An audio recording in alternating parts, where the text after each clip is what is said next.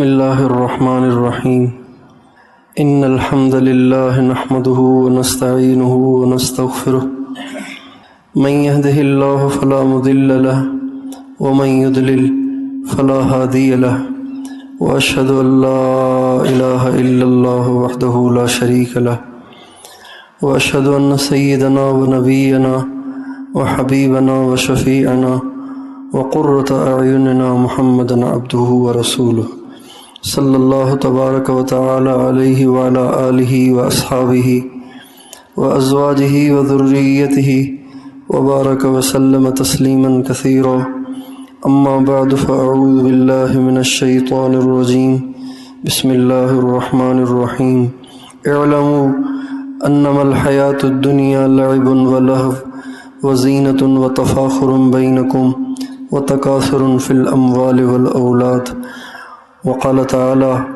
لقد كان لكم في رسول الله أسوة لمن كان يرجو أسوة حسنة لمن كان يرجو الله واليوم الآخر وذكر الله كثيرا سبحان ربك رب العزة عما يصفون وسلام على المرسلين والحمد لله رب العالمين اللهم صل على سيدنا محمد وعلى آل سيدنا محمد وبارك وسلم۔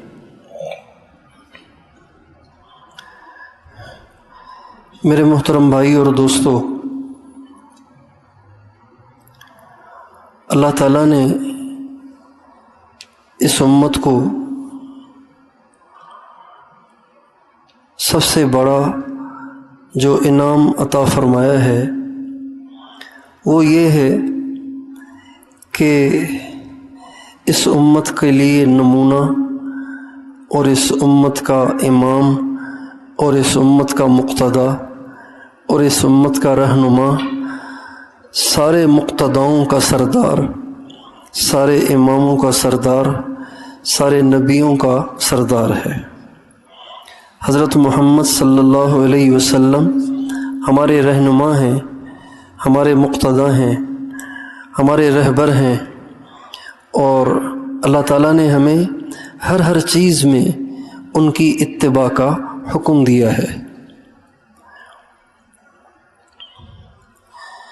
عام طور سے یہ سوچ بن گئی ہے کہ نبی کی اتباع صرف نماز میں ہے، نبی کی اتباع صرف زکوٰۃ میں ہے، نبی کی اتباع صرف روزے اور حج میں ہے۔ اس لیے اگر کبھی نماز میں کوئی دعا، کوئی سورت، کوئی رکن، کوئی تسبیح آگے پیچھے ہو جائے تو لوگ پوچھتے ہیں اجی میری نماز ہو گئی، میں نے اتحیات پورا نہیں پڑھا، میری نماز ہو گئی، میں 2 رکعت کے بعد اتحیات میں بیٹھا نہیں، تیسری کے لیے کھڑا ہو گیا تو میری نماز ہو گئی، یہ پوچھتے ہیں۔ روزے کے مسائل پوچھتے ہیں کہ مجھے الٹی ہو گئی، قے ہو گئی، میرا روزہ تو نہیں ٹوٹ گیا، اور میں جو سائرن بجتا ہے اس کے بعد بھی میں نے دودھ پیا ہے تو میرا روزہ ہے یا ٹوٹ گیا ہے۔ اسی طرح زکوٰۃ کے حوالے سے بھی مسائل پوچھتے ہیں کہ میرے پاس اتنا مال ہے، اس میں سے کتنی زکوٰۃ دینی ہے، اور حج کے بارے میں بھی پوچھتے ہیں کہ میں عرفات میں نہیں ٹھہر پایا، مزدلفہ میں نہیں ٹھہر پایا، یا میں نے طواف زیارت نہیں کیا تو میرا کیا ہوگا۔ یہ مسائل پوچھتے ہیں، لیکن یہ مسائل نہیں پوچھتے کہ میرے نبی نے زندگی کیسی گزاری۔ اس لیے کہ عمومی طور پر یہ سوچ بن گئی ہے کہ نبی نمونہ ہیں لیکن صرف نماز میں، نبی نمونہ ہیں مگر صرف روزے میں، نبی نمونہ ہیں مگر صرف حج اور زکوٰۃ میں، حالانکہ حضرت محمد صلی اللہ علیہ وسلم کی ذات گرامی اتنی ناقص نہیں ہے کہ صرف 4 چیزوں میں آپ نے رہنمائی فرمائی، باقی ہمیں آزاد چھوڑ دیا۔ حضرت محمد صلی اللہ علیہ وسلم کی ذات گرامی کو اللہ تعالیٰ نے ایسا کامل بنایا، ایسا مکمل بنایا کہ اتنے کامل اور مکمل آپ سے پہلے کوئی ہوئے ہی نہیں۔ اللہ تعالیٰ نے ہمارے نبی پر ایک آیت اتاری ہے، اللہ تعالیٰ نے ہمارے نبی پہ ایک آیت اتاری، اور وہ آیت ایسی ہے کہ اس مفہوم کی کوئی آیت کسی نبی پہ نہیں اتاری گئی۔ حضرت عمر سے ایک یہودی عالم نے کہا، بعد میں مسلمان ہو گئے، کہ امیر المومنین، یہ جو آیت آپ کے قرآن میں اتری ہے، یہ آیت اگر ہماری تورات میں اترتی نا تو ہم اس دن کو عید کا دن بنا دیتے۔ اور یہ آیت 9 ذی الحجہ کو عصر کی نماز کے بعد میدان عرفات میں اتری تھی۔ اللہ تعالیٰ نے اپنے نبی سے فرمایا، الیوم اکملت لکم دینکم واتممت علیکم نعمتی ورضیت لکم الاسلام دینا۔ اے میرے نبی، آج میں نے تیرے دین کو مکمل کر دیا، صفات کے لحاظ سے بھی، اجزاء کے لحاظ سے بھی، اور میں نے اپنی نعمت کو تم پر پورا کر دیا۔ تو اللہ تعالیٰ نے ہمیں ایسا دین دیا ہے، ایسی شریعت دی ہے، ایسے نبی دیے ہیں کہ جن کی ہر چیز قابل اقتداء ہے، قابل تقلید ہے، قابل عمل ہے۔ ہمارے نبی نے ہماری رہنمائی صرف نماز روزے میں نہیں فرمائی، بلکہ ہمارے نبی نے تجارت میں بھی ہماری رہنمائی فرمائی ہے، زراعت میں بھی ہماری رہنمائی فرمائی ہے، اور عورت کے لیے بھی رہنمائی ہے، مرد کے لیے بھی رہنمائی ہے، غریب کے لیے بھی رہنمائی ہے، امیر کے لیے بھی رہنمائی ہے، اور یہاں تک کہ ہمارے نبی نے ہماری اس چیز میں بھی رہنمائی فرمائی ہے کہ مسلمان کے جذبات کیا ہونے چاہیے، مسلمان کا جذبہ کیا ہونا چاہیے، مسلمان کی کیفیت کیا ہونی چاہیے، مسلمان کی فکر کیا ہونی چاہیے، مسلمان کی سوچ کیا ہونی چاہیے۔ ہمارے نبی نے ہمیں صرف عمل نہیں دیے، بلکہ ہمارے نبی نے ہمیں سوچ بھی دی ہے، جذبات بھی دیے ہیں، کیفیات بھی دی ہیں۔ ان ساری چیزوں کو جب ملائیں گے تو پھر یہ اسلام بنے گا۔ آج ایک نقص ہے جس نے ہمارے سارے معاشرے کو لپیٹ میں لے لیا ہے۔ ایک ایسی خرابی ہے جس نے ہمارے سارے معاشرے کو اپنی لپیٹ میں لے لیا ہے، اور ایسا لپیٹ میں لیا ہے کہ جس خرابی سے اور جس نقص سے اور جس وبا سے، جس نہ دنیا دار بچا ہوا ہے، نہ دیندار بچا ہوا ہے، نہ پہلی صف کا نمازی بچا ہوا ہے، اور نہ آخری صف کا نمازی بچا ہوا ہے، نہ ہمارا اس سے حاجی بچا ہوا ہے، نہ ہمارا دین دار بچا ہوا ہے، نہ ہمارا دین کی محنت کرنے والا بچا ہوا ہے۔ ایک ایسی وبا اور ایک ایسا مرض آج عمومی طور پر ہمارے معاشرے میں آ گیا ہے، اور یہ ایسا مرض ہے جو ساری برائیوں کی جڑ ہے۔ یہ ایسی وبا ہے جو ساری بیماریوں کی جڑ ہے۔ یہ ایسا نقص ہے کہ جس کی وجہ سے انسان کا سارا دین کھوکھلا ہو جاتا ہے، سارا دین کمزور ہو جاتا ہے، اور اس کے لیے شریعت پہ چلنا مشکل ہوتا چلا جاتا ہے۔ اور وہ مرض اور وہ نقص اور وہ وبا اور خرابی، وہ دنیا کی محبت ہے۔ ہر ایک اپنے گریبان میں جھانک کے دیکھ لے کہ ہمارا بڑے سے بڑا دیندار بھی اس بات کی خواہش رکھتا ہے کہ میرے پاس بھی اچھا مکان ہو، میرے پاس بھی بڑی گاڑی ہو، میرے بچے بھی عہدوں پر ہوں، اور میرے گھر میں بھی سہولیات کا سارا سامان ہو۔ اس لیے آپ دیکھیں کہ یہ جو بڑی بڑی عمروں کے ہیں، بڑی بڑی عمروں کے جو آگے آگے بیٹھے ہوئے ہیں، پہلی صفوں میں آپ کو یہ سارے سفید ریش نظر آ رہے ہیں۔ نوجوان کہاں ہیں؟ نوجوان کہاں چلے گئے؟ اور یہ پہلی صف والوں کے سروں پہ پگڑیاں بھی ہیں، اور اکثر نوجوانوں نے سروں سے پگڑیاں اتار دی ہیں۔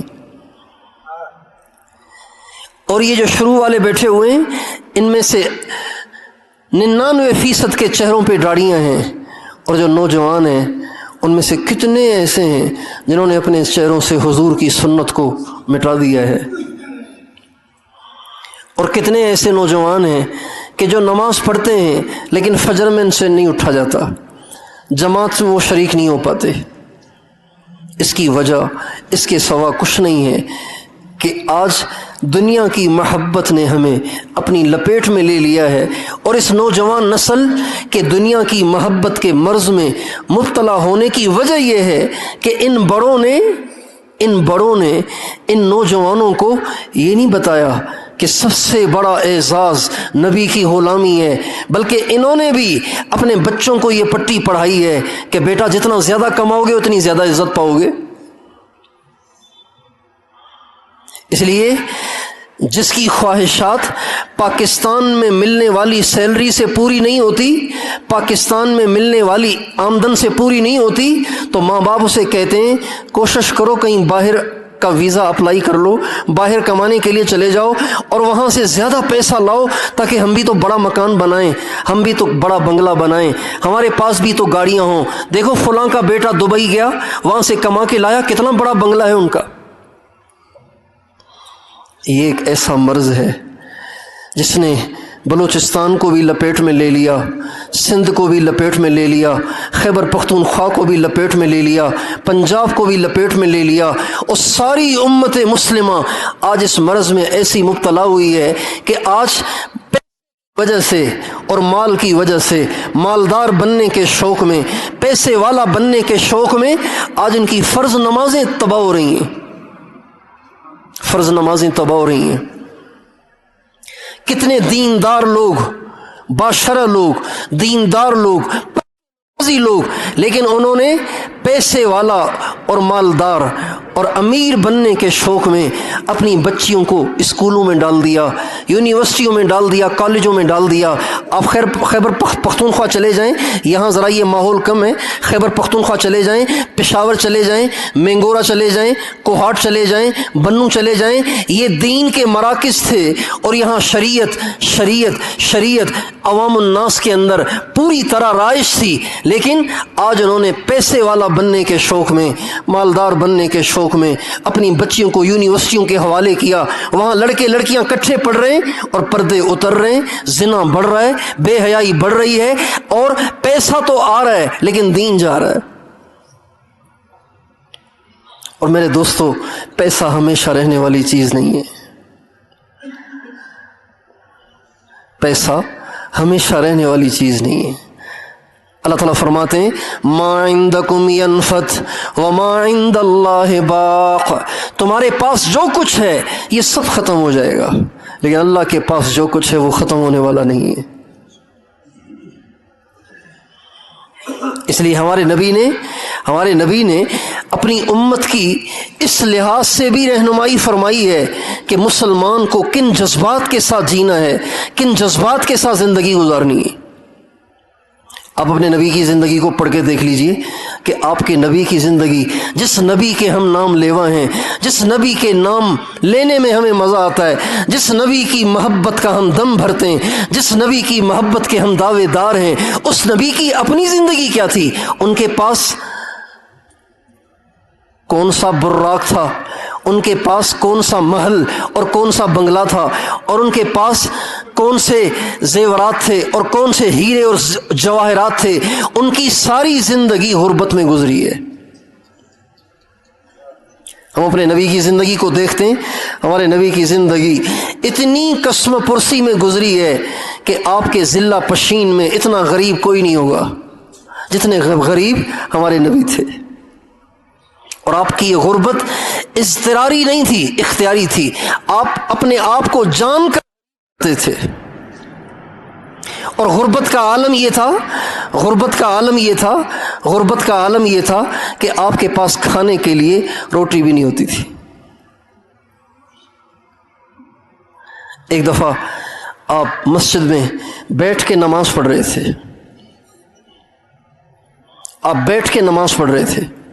آپ کی توجہ ہے، اردو سمجھ میں آ رہی ہے نا؟ ہمارے نبی مسجد میں بیٹھ کے نماز پڑھ رہے تھے، بیٹھ کر تو بیٹھ کے پڑھنے پر آدھا ثواب ہے، کھڑے ہو کر پڑھنے میں پورا ثواب ہے۔ حضرت ابو ہریرہ آئے تو دیکھا اللہ کے نبی بیٹھ کے نماز پڑھ رہے ہیں، تو حضرت ابو ہریرہ نے کہا یا رسول اللہ ما لی اراک تصلی جالسا، حضور آپ بیٹھ کے نماز کیوں پڑھ رہے ہیں؟ آپ بیٹھ کے کیوں نماز پڑھ رہے ہیں؟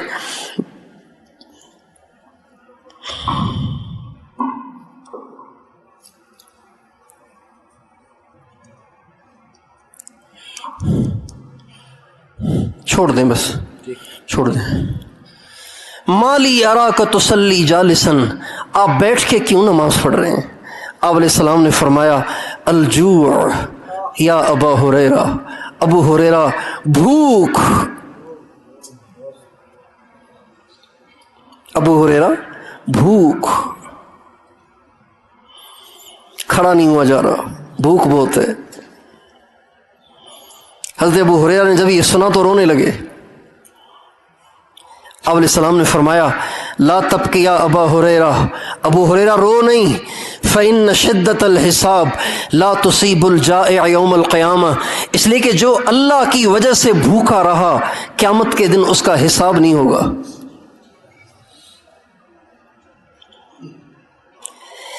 اب یہ جو آپ نے فرمایا نا، اس میں اللہ کے نبی نے امت کو کیا پیغام دیا ہے؟ امت کو کیا پیغام دیا ہے؟ امت کو یہ پیغام دیا ہے کہ جاؤ جا کے ملیشیا میں کما کر لاؤ، جاؤ جا کے دبئی میں کما کر لاؤ، جاؤ جا کے یو کے میں کما کے لاؤ، اور حرام حلال اس کی بالکل تمیز نہ کرو، پیسے والے بننے کی کوشش کرو۔ کیا ہمارے نبی نے یہ سبق دیا ہے؟ ہمارے نبی نے یہ سبق دیا ہے، ہمارے نبی نے یہ سبق دیا ہے کہ اگر حلال پر گزارا کرتے کرتے، حلال پر گزارا کرتے کرتے بھوک بھی آ جائے تو برداشت کرو، اس لیے کہ بھوک، اللہ کی وجہ سے بھوک کو برداشت کرنے والے سے کل قیامت کے دن اللہ حساب نہیں لیں گے۔ لیکن دنیا کی وجہ سے اپنے دین کا نقصان نہ کرنا، اپنے دین کو تباہ نہ کرنا۔ آج امت مسلمہ دنیا کی وجہ سے اپنے دین کو تباہ کر رہی ہے۔ لوگ اپنے بچے مدرسوں میں کیوں نہیں پڑھاتے؟ کیوں نہیں پڑھاتے؟ کیا نہیں سمجھتے کہ عالم کا بہت بڑا درجہ ہے؟ سمجھتے ہیں، لیکن پھر بھی نہیں پڑھاتے ہیں۔ کیوں؟ اس لیے کہ عالم بنے گا تو تنخواہ ملے گی 7,000، تو بچوں کو کہاں سے پالے گا؟ لہٰذا دین تو پڑھنے دو اوروں کو، ہم تو پڑھائیں گے اپنے بچوں کو دنیا۔ لہٰذا دنیا پڑھاتے پڑھاتے پڑھاتے پڑھاتے وہ بیچارے دین سے ہی کورے ہو جاتے ہیں۔ اس کی ہزاروں مثالیں ہیں، لاکھوں مثالیں ہیں اس کی۔ دنیا پڑھانا ممنوع نہیں ہے، دنیا پڑھانا حرام نہیں ہے، لیکن دنیا کے شوق میں اور دنیا کمانے کے شوق میں دین سے دستبردار ہونا یہ برا ہے۔ اس لیے میرے دوستو، اللہ تعالیٰ نے اپنے کلام کے اندر ہمیں اس بات کو سمجھایا ہے، ہماری ذہن سازی فرمائی ہے کہ دنیا کچھ نہیں ہے، ساری دنیا بھی کسی ایک انسان کو مل جائے نا تو بھی کچھ نہیں ہے۔ ہمارے نبی کا ارشاد ہے لو کانت الدنیا تعدل عند اللہ جناح بعوضۃ ما سقى منها کافرا شربۃ ماء۔ آپ علیہ السلام فرماتے ہیں اگر ساری دنیا کسی انسان کو مل جائے تو یوں سمجھو گویا اسے مچھر کا پر بھی نہیں ملا۔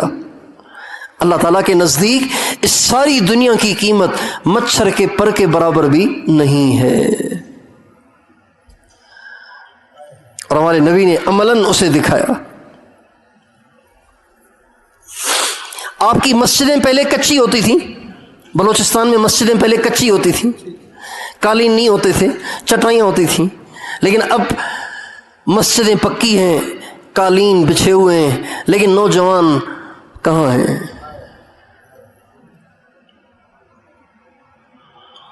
کیا آپ کے علاقے میں اتنے ہی نمازی ہیں جتنے آج آئے ہوئے ہیں؟ کیا آپ کے علاقے میں اتنے ہی مسلمان ہیں جتنے آج نماز پڑھنے آئے ہوئے ہیں؟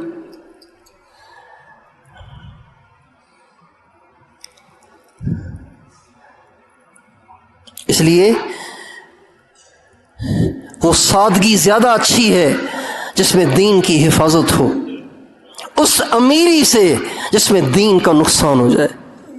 وہ سادگی زیادہ اچھی ہے، وہ کچے مکان زیادہ اچھے ہیں جن کچے مکانوں میں ہماری ماں بیٹی کا ہماری ماں بیٹی کی عفت اور عصمت محفوظ تھی ان بنگلوں سے جن بنگلوں کے بننے کے بعد ہماری مائیں بیٹیاں ہی بے پرد ہو گئیں، ہمارے نوجوان بے حیا ہو گئے، گھر گھر میں فلمیں چلنے لگ گئیں، ہر جیب میں بڑا موبائل ہے، ہر جیب میں موبائل ہے، ہر جیب میں۔ اور اس موبائل میں کیا کچھ ہے یہ سفید داڑھیوں والے سوچ بھی نہیں سکتے۔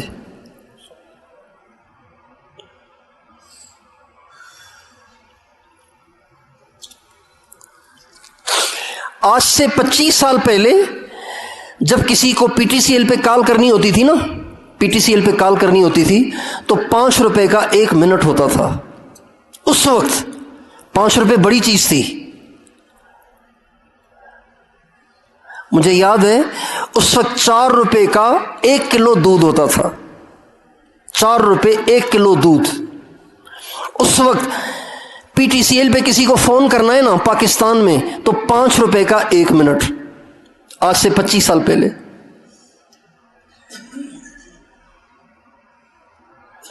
چار 5 روپے کلو دودھ اور 1 منٹ۔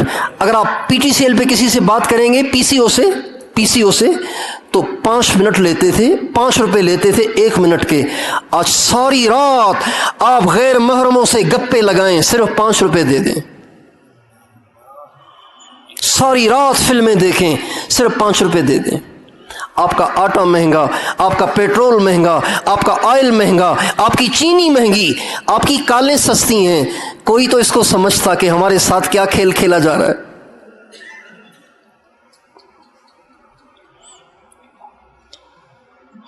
میرے دوستو، آج آپ کے نوجوانوں میں ابھی کچھ سمجھ باقی ہے۔ اگر ہم نے ان نوجوانوں کو سمجھایا نہیں اور ان نوجوانوں کو ان کی اصل کی طرف لانے کی کوشش نہ کی، ان کو ان کی ثقافت کی طرف متوجہ نہ کیا، ان کو ان کے نبی کے طریقے سے آشنا نہ کیا، تو یہ نسل آگے چل کر اسلام ہی سے ہاتھ دھو دے گی۔ ارتداد ایک دم نہیں آتا، ارتداد ایک دم نہیں آتا۔ پہلے ٹوپی اترتی ہے، پھر داڑھی اترتی ہے، پھر جماعتیں چھوٹتی ہیں، پھر نمازیں قضا ہوتی ہیں، پھر مولویوں پہ اعتراض پیدا ہوتا ہے، علماء کو گالیاں دی جاتی ہیں، علماء پہ انگلیاں اٹھائی جاتی ہیں، علماء کے خلاف بیان دیے جاتے ہیں، علماء کے کیڑے نکالے جاتے ہیں، علماء پہ تنقید کی جاتی ہے۔ بس یہ وہ آخری سیڑھی ہے جس کے بعد انسان ارتداد کی طرف چل پڑتا ہے، اسلام ہی سے محروم ہو جاتا ہے۔ اس لیے میرے دوستو، ان سارے امراض کی جو جڑ ہے نا وہ یہ مالدار بننے کا شوق ہے۔ مالدار بننے کا شوق نہ رکھیں، نبی کا غلام بننے کا شوق رکھیں۔ اللہ کی نظر میں لینڈ کروزر میں پھرنے والا اور اللہ کی نظر میں ٹوٹی ہوئی سائیکل پہ پھرنے والا دونوں برابر ہیں۔ اللہ کے ہاں لینڈ کروزر والا بڑا نہیں ہے، سائیکل والا چھوٹا نہیں ہے۔ اللہ پاک کے ہاں ان اکرمکم عند اللہ اتقاکم، اللہ تعالیٰ فرماتے ہیں تم میں سب سے زیادہ معزز میرے نزدیک وہ ہے جو دین میں سب سے آگے بڑھا ہوا ہے۔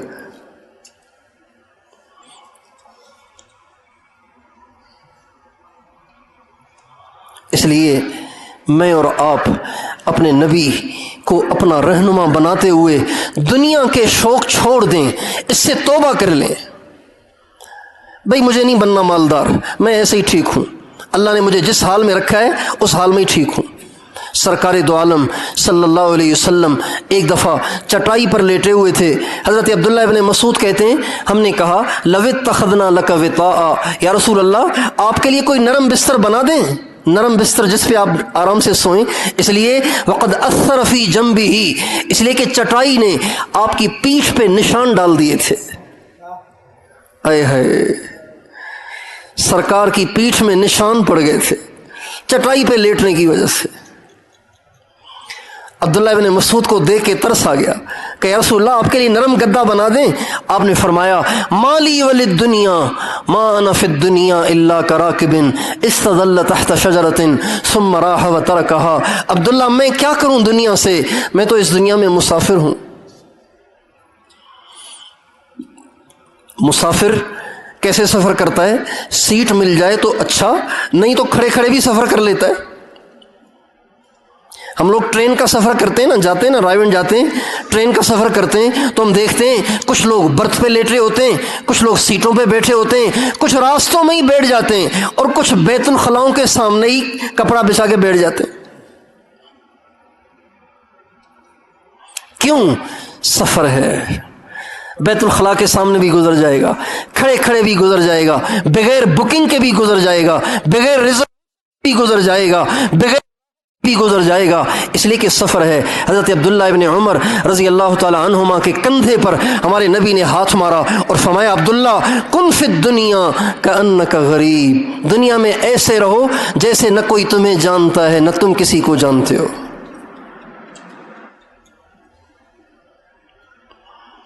غریب، جیسے میں آپ کے شہر میں غریب ہوں نا، نہ میں کسی کو جانتا ہوں نہ مجھے کوئی جانتا ہے، اجنبی آدمی۔ ہمارے نبی کا ارشاد ہے، عبداللہ دنیا میں اجنبی بن کے رہو، ایسے جیسے تمہیں کوئی جانتا ہی نہیں اور تم کسی کو نہیں جانتے، اور عابر سبیل، یا ایسے رہو جیسے تم یہاں سے گزر رہے تھے۔ گزرتے گزرتے آدمی کسی کو سلام کر لیتا ہے نا، گزرتے گزرتے سلام کر لیتا ہے، ایسے رہو دنیا میں۔ دنیا میں تعلقات کو بڑھانا، اور دنیا میں یاریاں لگانا، اور دنیا میں دوستیاں لگانا، اور دنیا میں پراپرٹی، اور دنیا میں عہدے کے لیے اپنے من تن دھن کی بازی لگانا، اپنی عزت کو دانا، یہ مسلم کو زیب نہیں دیتا، یہ مسلمان کو زیب نہیں دیتا۔ مسلمان تو فقیرانہ زندگی گزارتا ہے۔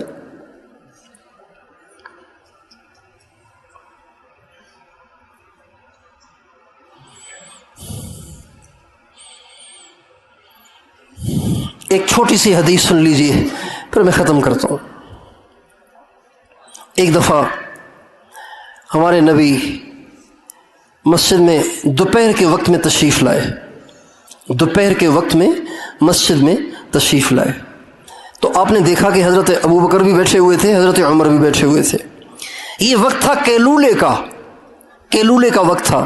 ہمارے نبی کی مستقل سنت ہے دوپہر کے کھانے کے بعد لیٹ جانا، یہ ہمارے نبی کی مستقل سنت ہے۔ یہ سنت بھی ختم ہو گئی، اس لیے کہ لوگ ویسے ہی دیر سے اٹھتے ہیں، 10 بجے 11 بجے اٹھتے ہیں اور 11 بجے جا کے دکان کھولتے ہیں، عشاء کے بعد تک دکان پہ بیٹھے رہتے ہیں اور بازار آباد رہتے ہیں، اور اس لیے دوپہر کو سونے کا کوئی نہیں بنتا۔ ہمارے نبی کی سنت ہے رات کو جلدی سو جانا۔ بھائی شرعاً صحیح طریقہ یہ ہے کہ مغرب سے پہلے آپ اپنا کاروبار بند کر دیں، شرعاً صحیح طریقہ یہ ہے، مغرب سے پہلے آپ کا کاروبار بند ہونا چاہیے۔ شرعاً اس لیے کہا، اس لیے کہ ہمارے نبی کے زمانے میں معمول تھا مغرب کے بعد کھانا کھانے کا، تو کھانا تب کھائیں گے نا جب دکان بند ہوگی، دکان کھلی ہوگی تو کھانا کیسے کھائیں گے؟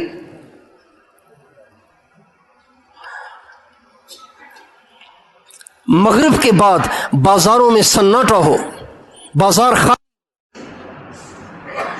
اس لیے کہ مغرب کے بعد اگلا دن شروع ہو جاتا ہے۔ مغرب کے بعد کون سا دن شروع ہو جاتا ہے؟ اگلا دن شروع ہو جاتا ہے۔ جو آدمی مغرب کے بعد بھی دکان کھول کے بیٹھا ہوا ہے، اس کا مطلب یہ کہ اگلے دن کی روزی بھی آج ہی کمانا چاہ رہا ہے۔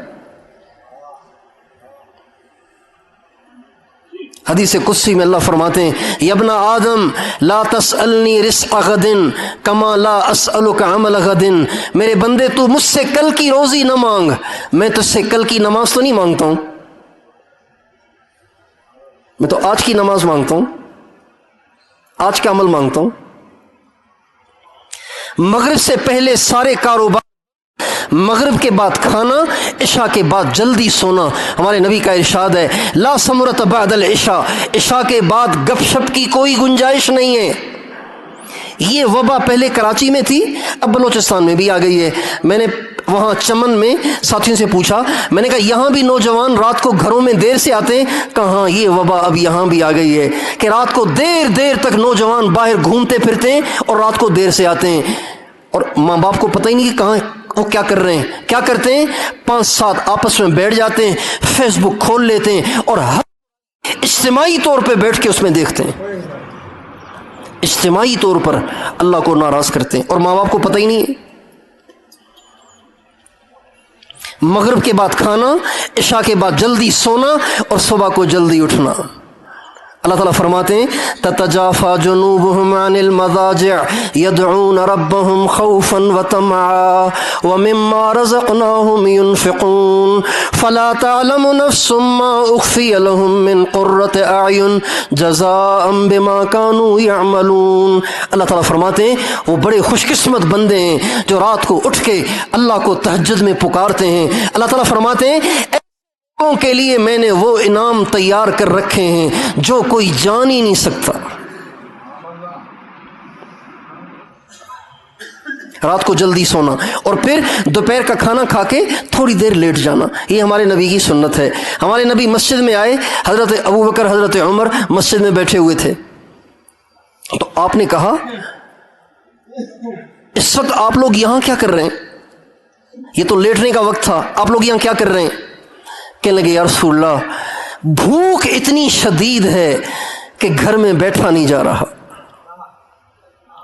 بھوک اتنی شدید ہے کہ گھر میں بیٹھا نہیں جا رہا۔ آپ علیہ السلام نے فرمایا واللہ ما اخرجنی الا ما اخرجکما، اللہ کی قسم میں بھی بھوکی کی وجہ سے گھر سے نکلا ہوں۔ جب آدمی بے چین ہوتا تو بیٹھا نہیں جاتا نا۔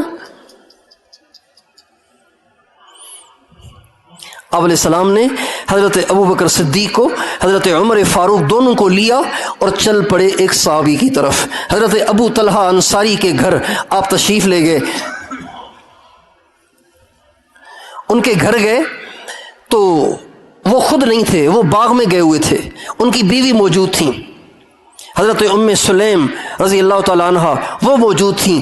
انہوں نے جب دیکھا نا کہ اللہ کے نبی تشریف لے آئے تو ان کی تو عید ہو گئی، اللہ کے نبی ہمارے گھر میں تشریف لے آئے، تو وہ جلدی جلدی گئیں اور جا کے اپنے خاوند کو آواز دی ابو طلحہ جلدی آئیے، اللہ کے نبی ہمارے گھر میں تشریف لائیں۔ حضرت ابو طلحہ جلدی جلدی کھجوروں کے باغ سے باہر آئے اور کچھ پکی ہوئی کھجوریں، کچھ کچی کھجوریں اور کچھ آدھی پکی ہوئی آدھی کچی ہوئی کھجوریں، تینوں قسم کی ورائٹیاں لا کر ہمارے نبی کے سامنے رکھیں۔ آپ علیہ السلام نے کہا اتنے سارے خوشے کیوں لے آئے، ایک ہی لے آتے۔ کہا یا رسول اللہ مجھے سمجھ نہیں آ رہا تھا کہ آپ کو کیا پسند ہے، میں نے کہا سارے ہی پیش کر دوں، جو آپ کو پسند ہوگا آپ کھا لیں گے۔ چنانچہ ہمارے نبی کھجوریں کھانے لگے، حضرت ابو بکر حضرت عمر بھی کھجوریں کھانے لگے۔ حضرت ابو طلحہ جلدی سے گئے اور بیوی سے کہا روٹی پکاؤ، اور خود بکری کے بچے کو ذبح کیا، اس کو آگ پہ پکایا، بکری کا بچہ بھی تیار ہو گیا، روٹی بھی تیار ہو گئی، سرکار کے سامنے روٹی کو اور گوشت کو پیش کیا گیا۔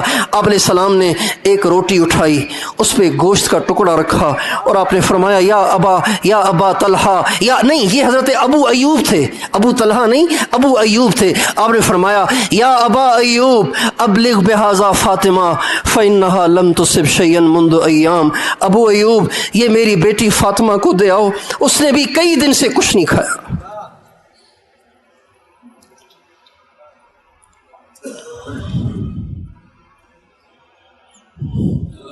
مسلمان کو اپنے نبی کی زندگی سے سیکھ کہ دنیا کتنی کمانی ہے،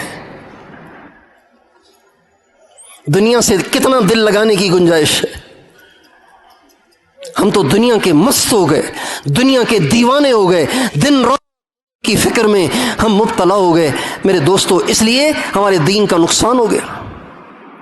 اس لیے میں اور آپ یہ نیت کریں کہ اب ہم دنیا سے دل نہیں لگائیں گے، نہیں لگائیں گے نا، سادگی کی زندگی گزاریں گے نا، بھائی ہاں نا تو کرو نا، سادگی کی زندگی گزاریں گے نا، اللہ جس حال میں رکھے اس حال میں راضی رہیں گے نا، اپنے بچوں کو دین سکھائیں گے نا، اپنے گھروں میں دین کا ماحول بنائیں گے نا، خود بھی اپنی ذات سے اللہ کے دین پر چلنے کی نیت کریں، کوشش کریں، گناہوں سے بچیں۔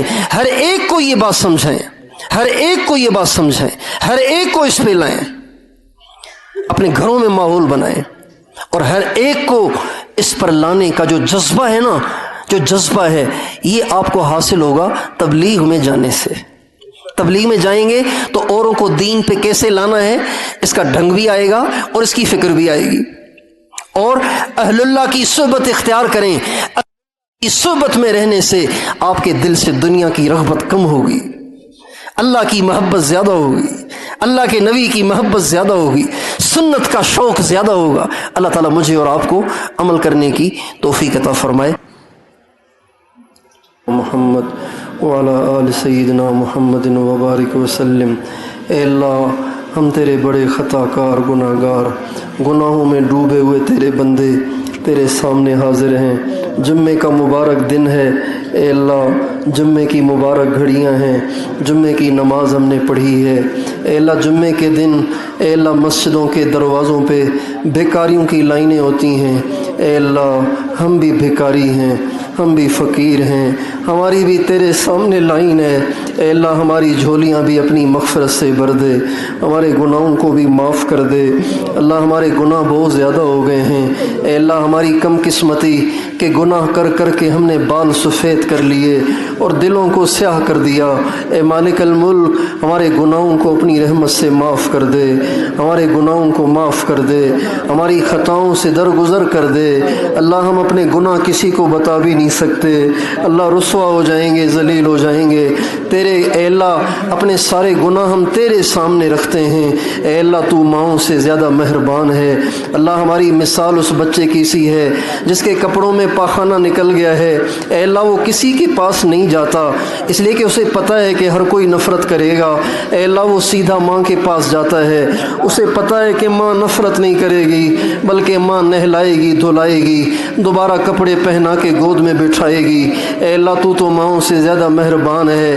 ہماری نگاہیں بھی ناپاک ہو چکی ہیں، ہماری زبانیں بھی ناپاک ہو چکی ہیں، بے لگام ہو چکی ہیں، ہمارے کان بھی ناپاک ہو چکے ہیں، ہمارے دامن بھی داغدار ہو چکے ہیں، ہمارا سارا وجود گناہوں میں ڈوبا ہوا ہے اے مالک الملک۔ ہمارا رواں رواں تیری نافرمانی سے لت پت ہوا پڑا ہے، ہمارے سارے وجود سے بدبوئیں اٹھتی ہیں اے مالک الملک۔ اپنے کرم سے ہمارے سارے وجود کو اے اللہ گناہوں سے دھو دے، گناہوں سے دھو دے، گناہوں سے پاک کر دے، اپنی محبت دے دے، اپنے محبوب کی محبت دے دے اے اللہ۔ زندگی گزر گئی اے اللہ، زندگی گزر گئی اے اللہ، زندگی گزر گئی، سجدے کرتے کرتے ماتھے پہ محراب بن گیا اے اللہ، گھٹنوں پہ نشان پڑ گئے لیکن تیری محبت کا سجدہ ایک بھی اب تک نصیب نہیں ہوا اے مالک الملک۔ سجدے کا سرور دے دے اے اللہ، رکوع کا سرور دے دے اے اللہ، قیام کا اے اللہ سرور دے دے۔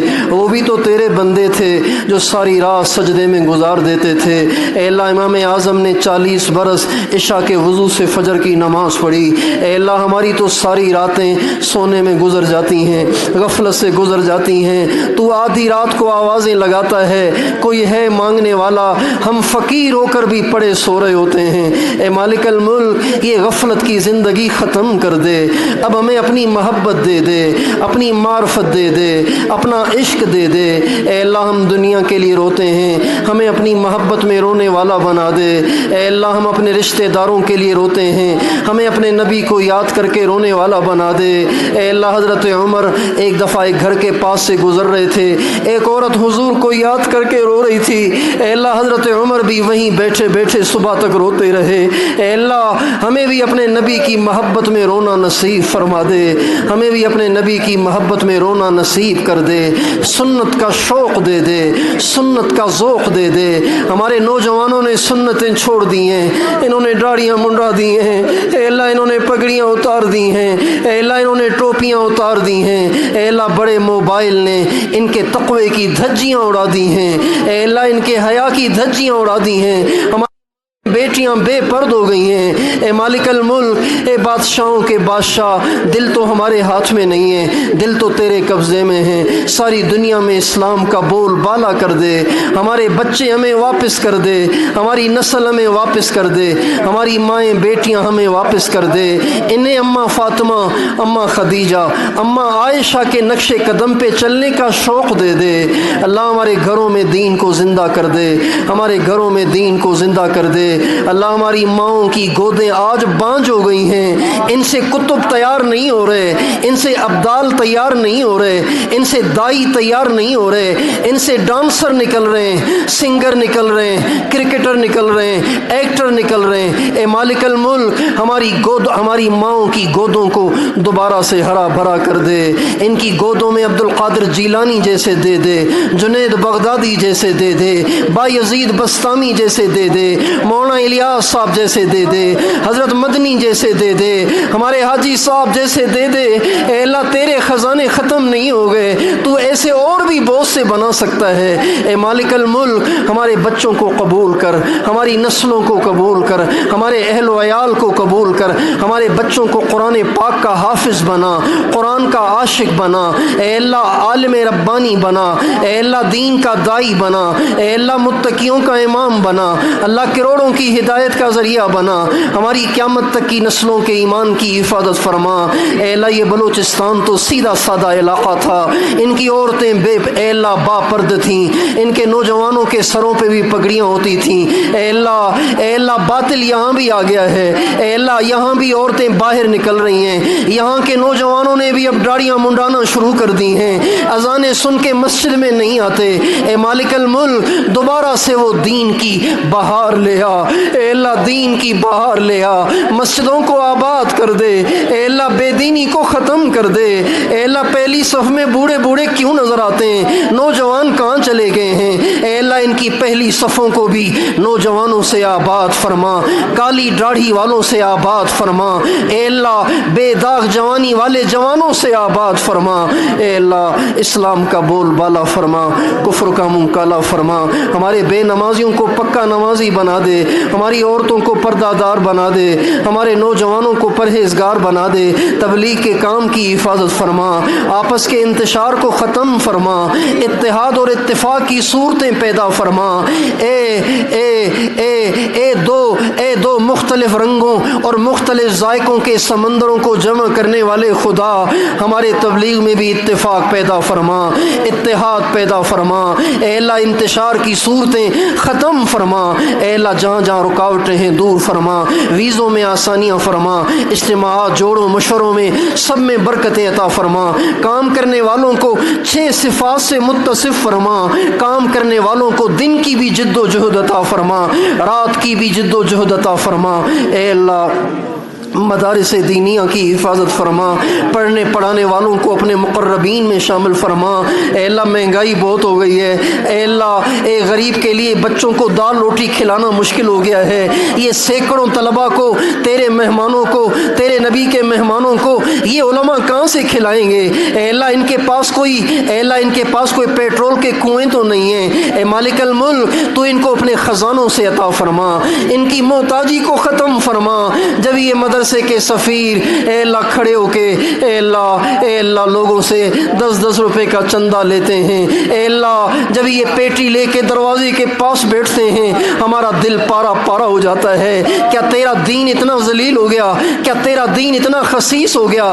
اے مالک الملک، تو نے بنی اسرائیل کو وادی تی میں 40 برس من و سلوہ کھلایا، تو مدارس والوں کو بھی تو دے سکتا ہے۔ اے اللہ مدارس کو خود کفیل بنا دے، اے اللہ ان کی ضروریات کا غیبی خزانوں سے تکفل فرما دے۔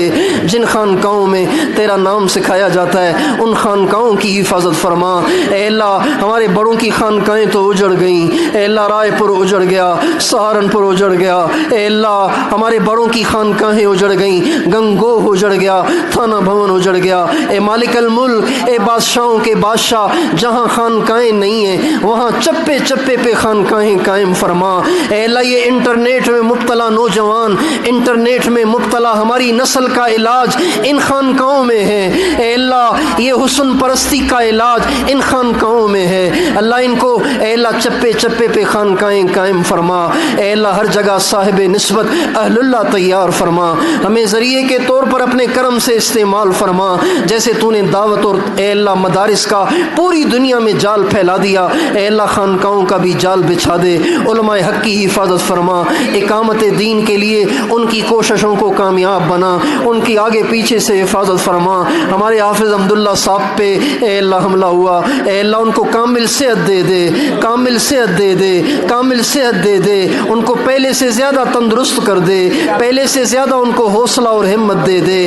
ہمارے سارے علماء حق کی حفاظت فرما، آگے پیچھے دائیں بائیں سے حفاظت فرما، ان کے خلاف بننے والی ساری سازشیں فیل فرما، سازشیں بنانے والوں پہ اے اللہ یہ تدبیریں لوٹا دے۔ اللہم اجعل تدبیرہم فی تدبیرہم، اللہم اجعل تدبیرہم فی تدبیرہم، اللہم اجعل تدبیرہم فی تدبیرہم۔ ہمارے اس پیارے ملک کی حفاظت فرما، اس کی سرحدات کی حفاظت فرما، اس کی افواج کی حفاظت فرما، اس کے بحران ختم فرما، اس کی مہنگائی بے حیائی کو ختم فرما، بے روزگاری کو ختم فرما۔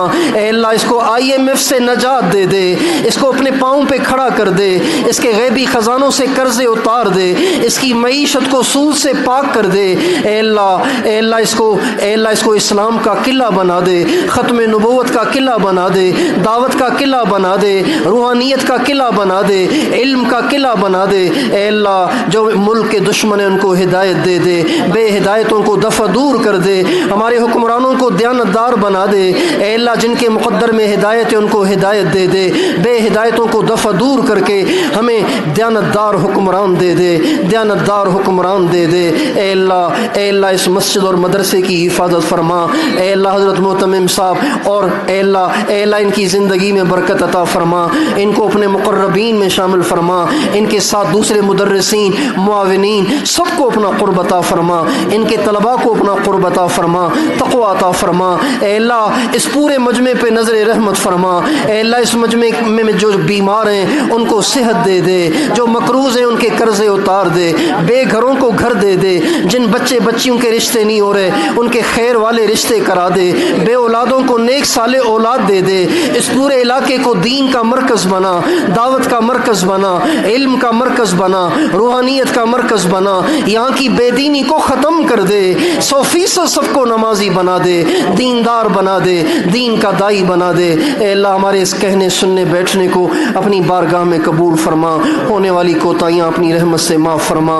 اے اللہ جن ساتھیوں نے ہمارا ساتھ دیا، حضرت مولانا عبداللہ صاحب، حضرت مولانا عصمت اللہ صاحب، اے اللہ مولانا گلزار صاحب اور بھی جن ساتھیوں نے ہمارا ساتھ دیا، اے اللہ ان کی بھی نسلوں کو آباد فرما۔ اے اللہ ان کو اپنا اے اللہ ان کو بھی اپنے قرب خاص سے نواز دے، اپنے قرب کی چوٹیوں پہ پہنچا دے، اور بھی جتنے ہمارے ساتھی ہیں اے اللہ ان سب کو قبول فرما۔ آمین۔ وصلی اللہ علی النبی الکریم وعلی آلہ وصحبہ اجمعین برحمتک یا